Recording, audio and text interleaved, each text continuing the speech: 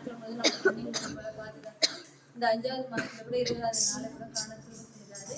இந்த வீட்டுல கூட பிரேயருக்கு வர செய்தாரு. இந்த மெசேஜ்க்காக ஒரு நிமிடம் கண்டுபிடிச்சு சோத்ரம் சோத்ரம் சோத்ரம் சோத்ரம் சோத்ரம் சோத்ரிகிற கத்தாவே அப்பா எங்களை அதிகமாக நல்ல பிறச்சு அப்பா அந்த நேரத்தில் கூட சப்பா எங்களை ஒன்று கூடி கத்தாவே துதிக்க முடியாது கொடுத்ததாக சோத்திரிக்கிறோம். அப்பா எங்க வந்து ஒவ்வொரு வழி கத்தாவே தொட்டு ஆசிரியங்க என்னோட சப்பா பேசுகிறனால கத்தாவை மறைப்பிராச்சா அப்பா என்னுடைய சுய இது வெளிப்படாதபடி கத்தாவை நான் மாத்திரம் வெளிப்படணும் உதவி செய்யுங்க.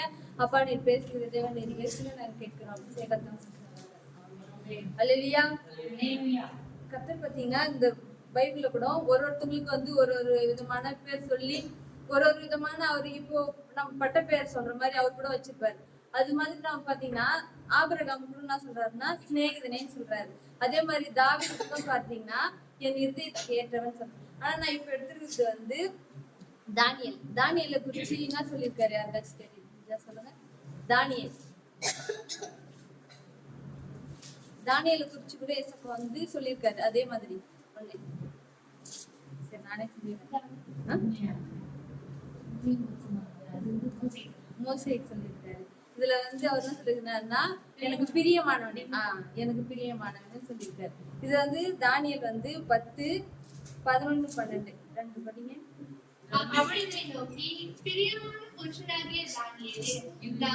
இப்பொழுது உலகத்திற்கு அனுப்பப்பட்டு வந்தேன். ஆதலால் நான் உனக்கு சொல்லும் வார்த்தைகளின் பேரில் நீ கவனமாக இருந்து காலொன்றி நில் என்றான். இந்த வார்த்தையை அவன் என்னிடத்தில் சொல்லுகையில் நடுக்கத்தோடு எழுந்து நின்றேன். அப்பொழுது அவன் என்னை நோக்கி, தானியேலே, பயப்படாதே. நீ அறிவை அடைகிறதற்கும் உன்னை உன்னுடைய தேவனுக்கு முன்பாக சிறுமைப்படுத்துகிறதற்கும் உன் மனதை செலுத்தின முதல் நாள் துவக்கி உன் வார்த்தைகள் கேட்கப்பட்டது. உன் வார்த்தைகள் நிமித்தம் நான் வந்தேன். ஆமென்.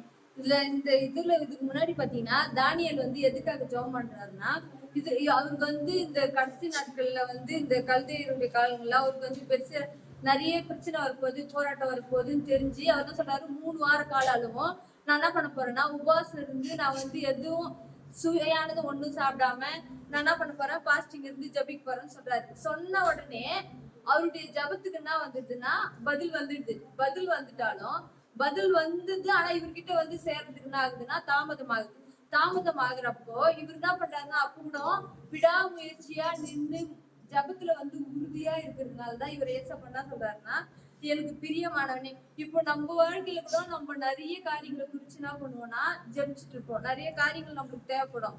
அந்த நேரத்துக்கு வந்து நம்ம ஜபிக்கும் போது சோர்வடையாதபடி எந்த குறிச்சும் உலக காரியங்கள் இப்ப அவரு வந்து ஜபிக்கும் போது அவர் நினைச்சுக்கலாம் நம்ம அவரு ஜபிக்கிறவர் நம்ம இதுக்கு முன்னாடி கூட பாக்குறோம் எல்லாம் எந்த பிரச்சனை வந்தாலும் அள்ளும் பகலும் 3 வேலை ஜபிக்கிறோம். இவர் யோசித்துக்கலாம் நம்ம ஜபிக்கிறோம் ஆனா நம்மளுடைய காரியங்களுக்கு தான் வந்து தடை வந்துருக்கு, நம்ம ஒண்ணும் பதில் வரலன்னு சோர்வடையாம முட்டி போட்டு இவர் 3 வேலையும் இவர் ஜபிச்சதுனாலதான் தேவதூதனே வந்து அவர் வந்து குடிச்சிட்டு எழுப்புறாரு.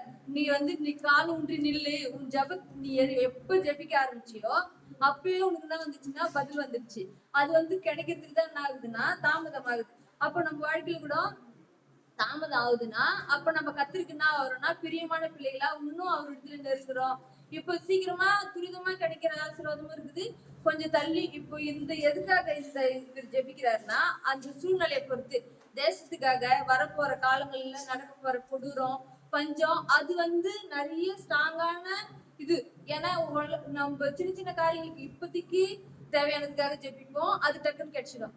அதுவே இது வந்து என்னன்னா கிடைக்க போற ஆசீர்வாதம் வந்து பெருசு. அதுக்காக தான் இவர் என்ன பண்றாருன்னா பதில் கிடைக்கிறதுக்கு என்ன ஆகுதுன்னா தாமதம் ஆகுது. அப்போ இவர் வந்து காலூன்றி நல்லா இன்னும் ஜபத்துல உறுதியா இருந்ததுனாலதான் அவர் வந்து ஏசப்பா சொல்றாரு எனக்கு பிரியமானவனே. அதுல கூட பாருங்க 11 திருப்பி படிங்க. அவன் என்னை நோக்கி, பிரியமான புருஷனாகிய தானியேலே, நான் இப்போது உன்னிடத்திற்கு அனுப்பப்பட்டு வந்தேன். ஆதலால் நான் உனக்கு சொல்லும் வார்த்தைகளின் பேரில் நீ கவனமாய் இருந்து காலூன்றி நில் என்றார். இந்த வார்த்தையை அவன் என்னிடத்தில் சொல்லுகையில் நடுக்கத்தோடு எழுந்து நின்றேன். கர்த்தருடைய அவர் என்ன பண்றாருன்னா நான் வார்த்தையை கேளு. என்ன வார்த்தை அவர் சொல்ல வர்றாருன்னா நீ ஜெபிக்கிறதுக்கு முன்னாடியே நீ எப்போ முன்னாடி ஃபர்ஸ்ட் வந்துட்டியோ அப்பயே பதில் வந்துருச்சு, அது நீ கேளுன்னு சொல்றதுதான் இவர் என்ன பண்றாரு நடுக்கத்துடனே எழுந்து என்ன பண்றாருன்னா நிக்கிறாரு. அப்ப நின்னதுக்கு அப்புறம் அதுலயே கூட பாருங்க 13 படிங்க. பெர்சியா ராஜ்யத்தின் அதிபதி நாள் மட்டும் என்னோடு எதிர்த்து நின்றான். ஆனாலும் பிரதான அதிபதிகள் ஒருவனாகிய மிகாவேல் எனக்கு உதவியாக வந்தான். ஆதலால் நான் அங்கே பெர்சியாவின் ராஜாக்களிடத்தில் தனித்திருந்தேன். இதுல கூட பாருங்க, மிகாவேல் நம்மளுக்கு எந்த நேரத்துக்கு சோறு வருது, எந்த நேரத்துக்கு பலவீனம், நம்ம உலக பிரகாரமான காரியங்கள நம்ம பலவீனமா இருக்கிறப்ப கூட தேவ தூதர்களை கொண்டு எதுனா ஒரு காரியங்கள் நம்ம நீண்ட நாளா ஜெபிச்சுன்னு இருக்கும்போது நம்மள வந்து தேற்றும்படியா, நம்மள வந்து என்ன பண்ண முடியாது, நம்மளுக்கு அந்த நேரத்துக்கு உணர்த்தும்படியா என்ன பண்ணுவாருன்னா தேவ தூதர்களை கொண்டு உதவியா நம்மளுக்கு என்ன பண்ணுவாருன்னா அனுப்புவார். அப்போ நம்ம வந்து என்ன பண்ணுவோம், இன்னும் இப்ப கழுகுகள் வந்து சட்டைகள் எடுத்து, இப்ப கழுகு வந்து சோர்ந்து போய் வயசான காலத்துல என்ன பண்ணுமா, அதனுடைய சிறகெல்லாம் கொட்டிட்டப்போ அது போய் மலை மேல உட்காந்து சிறகெல்லாம் வளர்றப்ப என்ன ஆகும்னா திருப்பி அதுக்கு புது பலன் அடைந்து எழுப்புமா. அது மாதிரி நம்மளுக்கு கூட பலவீனமா வர்றப்ப கர்த்தர் வந்து யாரையாவது கொண்டு தேவதூதர் கொண்டு என்ன பண்ணுவாருன்னா நடத்துவார். அது மாதிரி நம்ம நினைக்கிற காரியம் எல்லாமே நடந்துரும் அப்படி சொல்ல முடியாது. அதே மாதிரி நம்ம ஜெபிக்கிறதுக்கு எல்லாத்துக்குமே பதில் கிடைக்கும்னு சொல்ல கிடைக்கும். ஆனா என்னன்னா லேட்டா கிடைக்கும், அவருக்கு சித்தமானதுதான் கிடைக்கும். அப்ப கிடைக்கிறப்ப நம்ம என்ன பண்ணணும்னா அது கண்டிப்பா நம்ம என்ன பண்ணணும், காத்துக்கணும். இப்போ நான் வந்து இந்த மெசேஜ் கூட நான் காலைல எழுந்ததுக்கு முன்னாடி எடுத்துட்டேன்.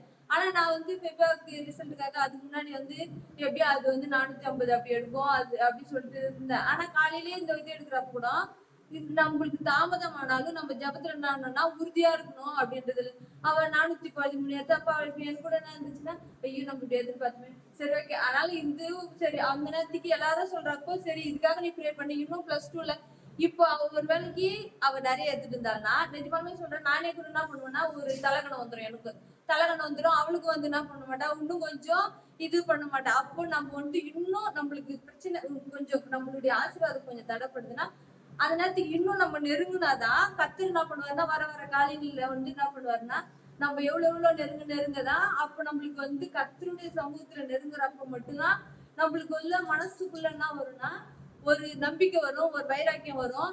அப்ப நம்ம வந்து நடக்கல அப்படின்றப்ப நம்ம என்ன பண்ணக்கூடாது, சோர்ந்து போயிடக்கூடாது. சோர்ந்து போயிடுறதை விட நிறைய பேர் பாக்குறோம் பின்மாற்றம் அடைஞ்சிடறாங்க ஜெபிக்கிறதுல. இப்ப நம்ம வந்து ஒரு நாளைக்கு வந்து நம்ம கரெக்டா 4 மணிக்கு 3 மணிக்கு ஜெபிப்போம்.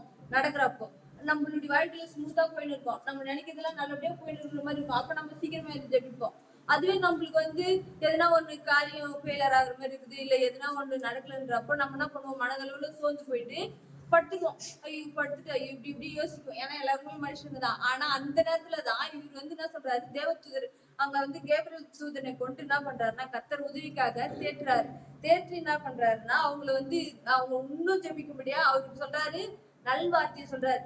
நீ என்னைக்கு ஜெபிக்க உக்காந்தியோ இதுக்கு முன்னாடி இருந்து பாத்தீங்கன்னா நம்ம ஜெபிக்க உக்காந்த அன்னைக்கு அவருக்கு வந்து பதில் வந்துடுச்சான். ஆனா அது உன்கிட்ட வர்றதுக்கு தான் தாமதம் ஆகுது. அப்போ அவருக்கு வந்து கர்த்தர் மேல நம்மளுக்கு வந்து கர்த்தர் மேல உண்மையான நம்பிக்கை இருக்கும் போதுதான் அப்ப நம்ம என்ன பண்ணுவோம்னா சோர்ந்து போகாம விழுந்து விடாம நம்ம என்ன பண்ணுவோம்னா ஜெபிப்போம். அதுல கூட பாருங்க, தானியேல் 9:23. அப்படியே நான் ஜெபம் பண்ணி கொண்டிருக்கும் போதே முதல் தரிசி நீ மிகவும் பிரியமான ஆதலால் நீ வேண்டிக் கொள்ள தொடங்கின போதே கட்டளை வெளிப்பட்டது. நான் அதை அறிவிக்க வந்தேன். இப்பொழுது சொல்லுகிற வார்த்தையை நீ கவனித்து கேட்டு தரிசனத்தை அறிந்து கொள். அதான் இதுல சொல்றாரு, நீ நீ வேண்டிக் கொள்ளுவதற்கு முன்னாடி என்ன ஆயிடுச்சு, உனக்கு கட்டளை வெளிப்பட்டுருச்சு. நம்ம வந்து இப்ப இல்ல, தாயின் வயிற்றில் உருவாகும் முன்னேவே கர்த்தர் என்ன பண்ணிருக்காருன்னா நம்மளுக்கு என்ன வேணும், நம்ம என்ன ஆகணும், நம்ம என்ன செய்யணும், எப்படி போகணும்ன்றத கர்த்தர் என்ன பண்ணிருப்பாருன்னா கண்டிப்பா நிர்ணயிச்சுட்டு இருப்பாரு. அவர் தாயின் வயிற்றுல நம்ம நரம்புகள் உருவாகும் முன்னே அவர் உருவாக்கிட்டு இருப்பாரு. ஆனா அதை பெற்றுக்கொள்வதற்கு நமக்குதான் என்ன வேணும்னா பொறுமை. நம்ம கர்த்தருடைய சித்தத்துக்கு நம்மள ஒப்பு கொடுக்கணும். கர்த்தர் நம்மளுக்கு என்ன செய்ய போற நினைக்கிறாருன்றத நம்ம வந்து அவர்கிட்ட காத்திருந்தாதான். காத்து இல்லாம இப்ப நான் கூட எழுந்து இப்போ அவ வந்து இந்த இந்த மார்க் எடுத்துச்சுனாக்கா, ஆனா அதுக்கு வந்து நான் காரணம் இல்ல, பெபியா தான் காரணம். நான் எழுப்புனேன்னா எழுந்து உக்காந்து பெபியா படினா தூங்கும், பெபியா எழுந்து படினா தூங்கும். நம்ம சக்திக்கு மீறி எஃபர்ட் போட்டாதான் அதுக்கான ரிசல்ட் வந்து நம்மளுக்கு வரும். இப்ப நம்ம அவர் தான் சொல்றாரு, அவர் வந்து ஜபிக்கிறதுக்கு முன்னாடியே பதில் வந்துடுச்சான். அதை பெற்றுக்கொள்ளணும்னா விடாமுயற்சி அவர் வந்து என்ன பண்றாரு, கடைசி வரைக்கும் ஜெபிக்கிறாரு. அப்பதான் தேவதூதரை கொண்டு அவரை தூக்கி கால் உண்டு நில்லு அப்படின்னு சொல்றாரு. அப்போ அது மாதிரி நம்ம வந்து எஃபர்ட் போடணும். இப்போ நம்ம பைபிள் படிக்கணும், ஜெபம் பண்ணணும், நல்லது செய்யணும். இதுல கூட பாருங்க, பொருள் அந்த இதுல மத்தேயு 6:8 பாத்தீங்க, 6:8 8. அவர்களைப் போல நீங்கள் செய்யாதிருங்கள். உங்கள் பிதாவை நோக்கி நீங்கள் வேண்டிக் கொள்ளுகிறதற்கு முன்னமே உங்களுக்கு என்னது தேவை என்று அவர் அறிந்திருக்கிறார். ஆமென். இதுதான் பாத்தீங்கன்னா நம்ம வந்து மற்றவங்களை போல செய்யாதபடி நம்மளுக்கு என்ன வேணும்ன்றத அவருக்கு இப்போ வந்து நிர்ணயிக்கல, இப்போ எழுதல. நம்ம வந்து தாயின் வீட்டில் உருவாகும் முன்னே என்ன பண்ணிருக்காருன்னா ஏசப்பா வந்து நம்மளுக்காக உருவாக்கிறார். அதனால நம்மளுக்கு என்ன வேணும்ன்றதை அவர் செஞ்சிருக்காரு. இதுலயே கூட பாத்தீங்கன்னா பொருளழிவு, அது எபேசியர் 3:20. நாம் வேண்டிக் கொள்ளுகிறதற்கும் நினைக்கிறதற்கும் மிகவும் அதிகமாய் நமக்குள் கிரியை செய்கிற வல்லமையின்படியே நமக்கு செய்ய வல்லவராகிய அவருக்கு. அப்போஸ்தலர் 10:4.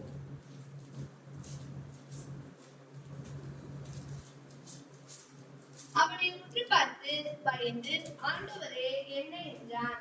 அப்பொழுது அவர் உன் ஜெபங்களும் உன் தர்மங்களும் தேவனுக்கு நினைப்பூட்டுதலான அவர் சந்நிதியில் வந்துட்டு இருக்கிறது. ஆமென். இது யாரை குறிச்சு சொல்றாருன்னா கொர்நேலியுவை குறிச்சு சொல்றாரு. அவர் நம்ம இப்ப வந்து நம்ம அதான் எல்லா நிறைய நேரத்துல வந்து நம்ம செய்யற தர்மங்களும் நம்ம செய்யற ஜபமும் வந்து கர்த்தருடைய சமூகத்துல போயிட்டு நமக்கு முன்பாக என்ன பண்ணணும்னா பறிஞ்சு பேசும், இவங்க நல்லவங்க, இவங்க இது செஞ்சிருக்காங்கன்னு சொல்லிட்டு. அப்போ நம்ம வந்து எல்லா நேரத்துக்கும் விடாமுயற்சியா நம்ம செய்யற காரியங்கள் எல்லாவற்றையும் நம்ம என்ன பண்ணணும்னா விடக்கூடாது. விடாதபடிக்கு நம்ம ஜபிக்கிறது, மற்றவங்களுக்கு உதவி செய்யறது, நம்ம வேண்டுதல் செய்யறது, அது எல்லாத்தையும் செஞ்சோம்னா ஒரு நாளைக்கு இப்போ நம்மளோட இல்ல, இப்போ என்னோட முடிஞ்சிடாது. இப்போ நான் இல்லைனாலும் என்னுடைய பிள்ளைகள் என்ன பண்ணுவாங்கன்னா அந்த ஆசீர்வாதத்தை என்ன பண்ணுவாங்கன்னா பெற்றுக்கொள்வாங்க. இப்ப நம்ம செய்யற தர்மம் பொதுவில கூட சொல்லி பாத்துக்கோங்க, தர்மம் வந்து தலை காக்கும். நம்மளுக்கு பின்னாடியும் கூட நம்ம பசங்களுக்கு கூட சொல்லுவாங்க. தலைமுறையா அவங்க வந்து என்ன சொல்லுவாங்க, இவங்களுடைய சந்ததி நல்லா இருந்ததுன்னா, இப்ப சொல்லுவாங்க உன் சந்ததி நல்லா இருந்ததுன்னா உன்னுடைய முதியோர்கள் நல்லது செஞ்சிருக்காங்க, அதனாலதான் நீங்க என்ன பண்றீங்க, நல்லா இருக்கீங்க. அப்ப அது மாதிரி கர்த்தருடைய சமூகத்துல நம்ம ஜெபிப்பதிலையும் நம்ம தான தர்மம் செய்யறதுலயும் நம்ம வந்து வேண்டுதல் செய்யறதுலயும் உறுதியா இருக்கும்போது கர்த்தர் என்ன பண்ணுவாருன்னா நம்மள மட்டும் இல்ல நம்மளுடைய சந்ததியா பாதுகாப்பாரு. நம்ம அவருடைய இதயத்துக்கு என்ன பண்ணுவோம், பிரியமான பிள்ளைகளா இருந்து அவருடைய சத்தத்துக்கு செயல்படுகிற பிள்ளைகளா இருந்து வழிநடத்துவோம். அபிஷேகம்.